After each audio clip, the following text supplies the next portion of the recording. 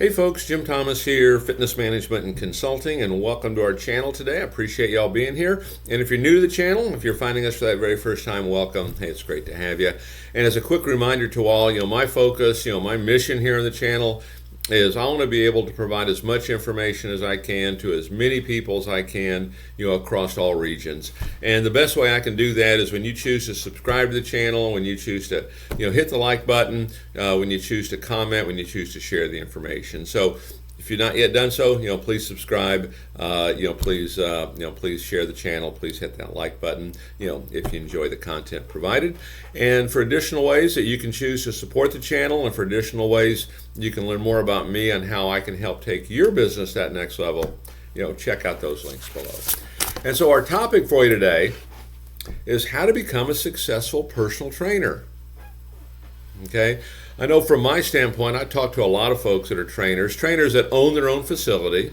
They've opened it up from scratch. Maybe they have a background in physical therapy or something, but they opened up their own facility. They've come from more of a big box facility and gone to open it. Or even trainers that we work with, inside of gyms that pay rent, okay, or even employed trainers. So we come across this at many levels, and I want to give some basic tips here on how you can become successful as a personal trainer. So let's jump into this and see if this can help take your business, to a whole new level for you. And so number one, know your why. Know your why. And if you think about this, this is something that we do with our customers all the time, right? A customer comes in and, Mary, what kind of goals do you have? And Mary says, well, I want to lose 20 pounds. I want to firm up. I want to get back into shape. And we say, okay, Mary, great. And tell me, why is that important to you? Mary, how will that change your life if you're able to do that? Okay, that's what you're looking for, right? So same thing for you. You have goals, things you want to do. Ask yourself this question: why is that important to you? How will that change your life if you're able to do that? Okay, I mean, one of my favorite stories on some of that is we had someone who was opening up a new club, a while back. And the reason he'd originally called up, he was in a different business, and he said, Jim, the reason I want to open my own facility, he was a cyclist, and the reason he wanted to open up his own facility, he wanted more freedom. He goes, Jim, I don't mind working hours, I don't mind putting time in, but I want to be able to be free to spend more time with family and with my kids, when I choose to. So it was a freedom thing for him. And great. And so as we began the process of doing this, one of the struggles that we all had helping him was, finding a location. He was in a smaller town, a few more roadblocks than what you normally might have. We eventually did find it, but he had called me up one day and goes, yeah, Jim, I think I'm just going to, forget this project. I think I'm not going to do it. And I said, well, certainly your call, but, let me ask you, what's changed here? What was the original reason that you called? Well, I wanted, freedom to spend more time with family and kids. Okay. I said, has that changed? He said, well, no. Okay. I said, well, then it's your call here. And he goes, well, you're right. I lost my focus of my why. Let's do this. He eventually had success with it. So the big message I want to give you here is know your why. It's not just, hey, I want to make money. I want to have a successful business. Why is this important to you? How is this going to change your life if you're able to do this? Okay. Number two, never stop learning. Never stop learning. And this is a piece of advice that we give to a lot of folks in a lot of areas, but never stop learning. One of the biggest mistakes that we see in business in general is a failure to properly understand and failure to properly implement sales and marketing. So if you're a trainer, most trainers don't have a background in this, but be a student of proper salesmanship. You can use this channel on how to do that if you choose to. Be a student of marketing. Again, you can use this channel for a lot of this, but become a student of sales, a student of marketing, a student of people, a student of management, a student of how to communicate. Become a student. Okay, because what you're trying to do is you're trying to get better every day. Most trainers that I talk to, most trainers that I meet, they're very good trainers. Okay, see, other things that we need to work on to take this business, to a next level, because now you are running a business. Number three, know your worth. Know your worth. Here's what I mean by this. You're a trainer, and particularly if you're a trainer that owns your own facility, Okay, and however you got there, you own your own facility, or you're a rent-paying trainer, or even as an employee, do a budget. What is your expense to run this business? Okay, what is your expense to run this business? And then when you look at that expense, ask yourself this question: how much do I want to make? How much do I want to make? Okay, and depending on what your cost is to run it and how much you want to make, now we need to look at sales volume. How many new clients can we handle? Can we bring on? What do we have to charge? How does this need to work? And start looking at that in terms of an expectation, a quota on a daily basis, on a monthly basis, and how you're going to run your business. But know what your worth is. How much do you want to make? Don't just show up and go to work. Okay, have some targets, have some things you want to do. But get your expenses in line first, whatever they are. Some are higher, some are lower, depends on where you're at, right?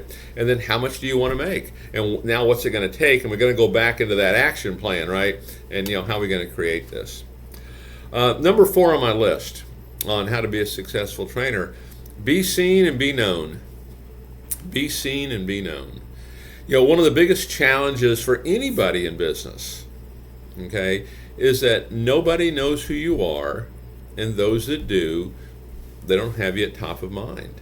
And one of your goals is you want to make sure everybody in your gym, everybody in your community, everybody in your trade area, you want everybody to know who you are. Okay? You want everybody to know who you are. It's a big goal, but it's a goal worth pursuing. And so be seen. Are you on social media? And if you are, posting once a week probably won't do it. Okay, from my standpoint, I'd rather see you be more aggressive than more passive. Okay, but you need to get out there and do it, and be on all platforms.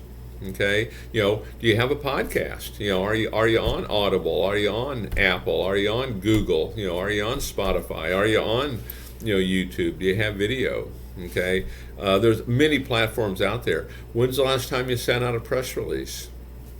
Okay, and if you're interested in the idea of press release, give me a call. We can show you how we can do that. Won't cost you a penny.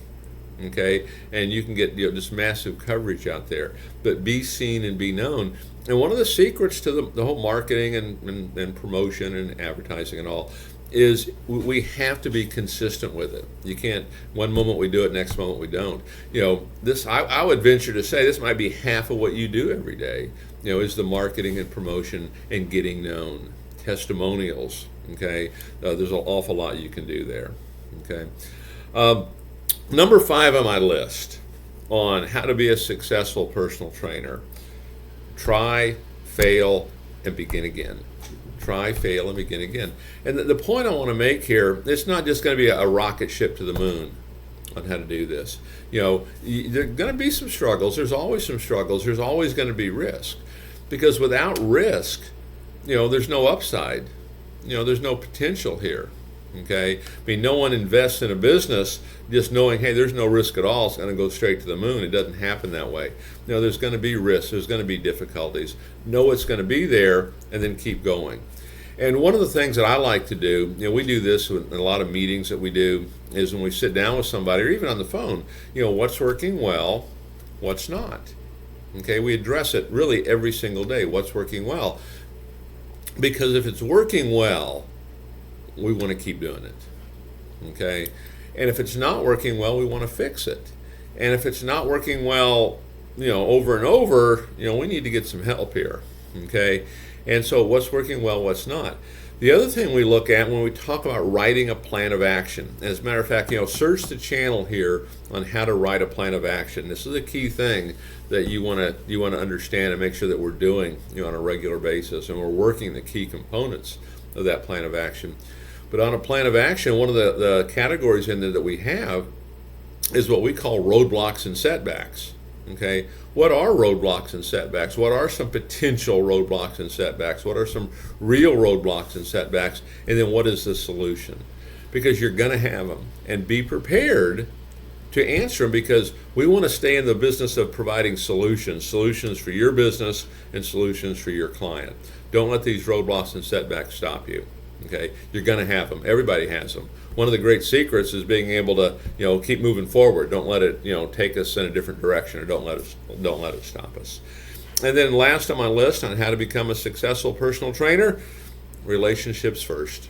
Okay, relationships with your customers, relationships with your clients. And here's the big thing on this. I want to tie this in a little bit into the marketing aspect and some of that, and the follow-up. Because you're going to have a certain client base, okay, and most trainers do a pretty good job of the relationship with the client base, okay. It's the ones that aren't. And when we're following up with folks, the follow-up is not, hey, do you want to buy? What you want to do is come up with a strategy. Again, search this channel for a lot of this, that you want to have a strategy of follow-up, because we want our follow-up strategy, that relationship strategy, to be one of nurturing, okay, helping to maintain interest, maintain desire. We want to be a resource center, to our customer. Make sure if we're calling, we're emailing, we're texting, we're communicating at some level, we're always providing value. Make sure that's always being done. And the more you're able to do that, the better you're going to establish that relationship, you're going to establish that connection. And you can literally take your prospect from cold to sold. You can get to the point they want to participate in some kind of group program or some kind of private training program as well. So some tips on how to become a successful personal trainer. Take a look at them. If you're looking to just get started, you're a brand new trainer, this could be a nice little springboard for you. You've been doing it for a while, you become stagnant. This might be a great way to kind of take a look at something and say, well, hey, some small adjustments can potentially, really make a big difference for me. So again, folks, my name is Jim Thomas. My company is Fitness Management and Consulting. Appreciate you being here at the channel today. If you've not yet hit that subscribe button, please do so. And for additional ways that I can help take your business that next level, please check out those links below. And we'll look forward to seeing you all in that next video.